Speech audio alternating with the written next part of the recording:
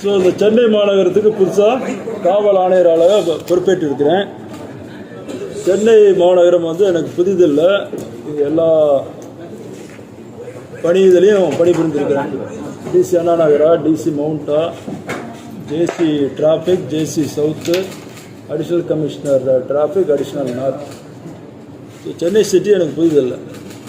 சென்னை சிட்டியில் இருக்கக்கூடிய இப்போ சில பிரச்சனைகள், குறிப்பாக சட்ட ஒழுங்கு பிரச்சனை, குற்றத்தடுப்பு நடவடிக்கைகள், அதே மாதிரி போக்குவரத்தில் இருக்கக்கூடிய சில சிக்கல்கள், இந்த ரவுடியஸத்தை கண்ட்ரோல் பண்ணுறது, அதே மாதிரி போலீஸ் டிபார்ட்மெண்ட்டில் இருக்கக்கூடிய கரப்ஷனல் ஆக்டிவிட்டீஸு, கனேவன்ஸு, கட்ட பஞ்சாயத்து, இதெல்லாம் கண்ட்ரோல் பண்ணுறது என்னுடைய முன்னுரிமையாக இருக்கும்.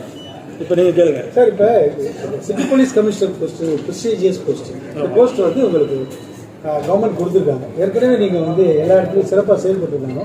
இந்த போஸ்ட்டுக்கு வரணுன்றது எல்லா ஐபிஎஸ் ஆஃபீஸர்ஸோட ஒரு ஆசையாக இருக்கும். This is one of the prestigious post person who are sitting in the commissioner city police. நீங்கள் என்ன நினைக்கிறீங்க? இல்லை, என்னை பொறுத்த வரைக்கும் காவல்துறையில் நிறைய பதவிகள் இருக்குது. இன்னொரு முக்கியமான பதவி சொல்லிட்டேன், சிட்டியில் எல்லா இடத்துலையும் ஒர்க் பண்ணியிருக்கிறோம். ஒரு கூடுதல் பொறுப்பு அதான் சொல்லணும். இப்போ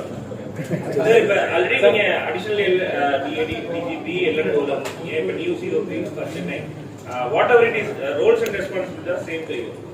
But என்னன்னா L&O வந்து கம்ப்ளீட்லி வந்து ஃபெயிலியர் அப்படின்ற மாதிரியான விஷயங்கள்லாம் அப்போஸ் வந்து தொடர்ச்சியாக சொல்லியிருக்கீங்க. இதை எப்படி வந்து ஹேண்டில் பண்ண போறீங்க? What are your steps? இல்லை, if you want me to be ஸ்பெசிஃபிக்னா, அதாவது சட்ட ஒழுங்கு சீர்குலைஞ்சிருச்சு அப்படின்னா எதை வச்சு சொல்கிறது? பேசிக்கலாக ஒரு ஸ்டாட்டிஸ்டிக்ஸ் இருக்கணும் இல்லையா? எப்பயுமே இது காலங்காலமாக குற்றங்கள் நடந்துட்டு தான் இருக்கும், அதை தடுத்துட்டு தான் இருக்கிறோம். ஸோ இப்போ அதிகமாகிருச்சு, முதல்ல கம்மியாக நடந்தது அப்படிங்கிறது ஸ்டாட்டிஸ்டிக்ஸ் வச்சு தான் சொல்லணும். அப்படி ஸ்டாட்டிஸ்டிக்ஸ் வச்சு பார்க்கும் பொழுது சென்னை சிட்டியாக இருக்கட்டும், தமிழ்நாடாக இருக்கட்டும், இப்போ வந்து 2022, 2023 கொலைகள் கம்மியாக தான் நடந்துருக்கு. அது யார் வேணாலும் செக் பண்ணிக்கலாம். இருந்தாலும் இருக்கக்கூடிய இந்த நடக்கக்கூடிய விஷயங்களையும் இந்த ரவுடி ஆக்டிவிட்டியும் கண்ட்ரோல் பண்ணுங்கிறது எங்களுடைய முன்னுரிமை. அதை பண்ணுவோம். பொதுவான ஒரு குற்றச்சாட்டு இன்டெலிஜென்ஸ் வந்து அவருக்கு உயிருக்கு அச்சுறுத்தல் இருந்தது அப்படின்னு சொல்லியிருக்காங்க. பட் வந்து காவல்துறை வந்து சரியான நடவடிக்கை அது எனக்கு தெரியல. அதை நான் செக் பண்ணணும். நான் இப்போ தான் கமிஷனர் பொறுப்பேற்று இருக்கிறேன், பார்க்குறேன். அப்படி ஏதாவது இருந்ததுன்னா நடவடிக்கை எடுக்கலன்னா எடுக்காத அதிகாரி மேலே நடவடிக்கை எடுக்கணும்.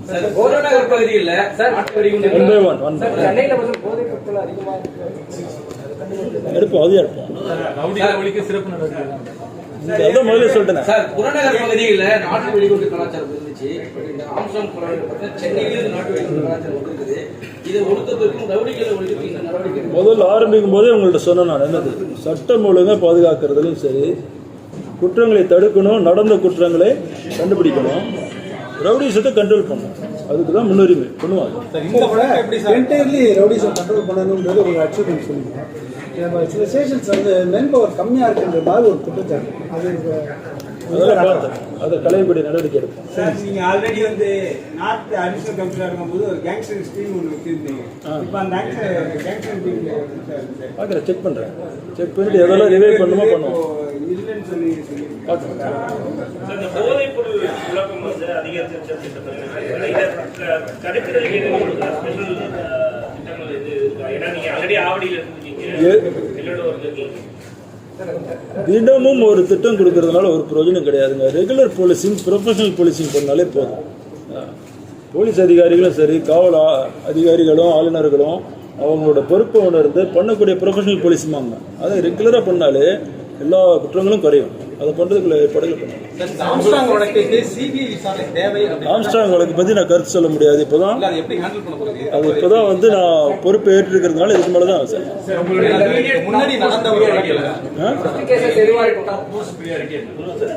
இதை சொன்னேங்க. அப்போ நீங்கள் யாரும் கேட்க மாட்டேங்கிறீங்க, அதுதான் தெரியுது. நல்லா 3 டைம் ரிப்பீட் பண்ணிட்டேன், 4வது டைம் ரிப்பீட் பண்ணுறேன்.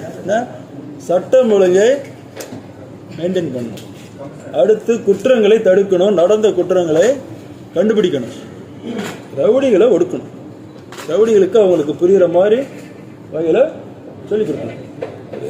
இதுதான் ப்ரியாரிட்டி. போக்குவரத்து சிக்கல்கள் இருக்குது நிறைய. நான் போக்குவரத்து அடிஷனல் கமிஷனர் இருந்ததுனால சொல்கிறேன், போக்குவரத்து சிக்கல்கள்லாம் கொஞ்சம் இருக்குது, அதையும் சரி செய்வோம்.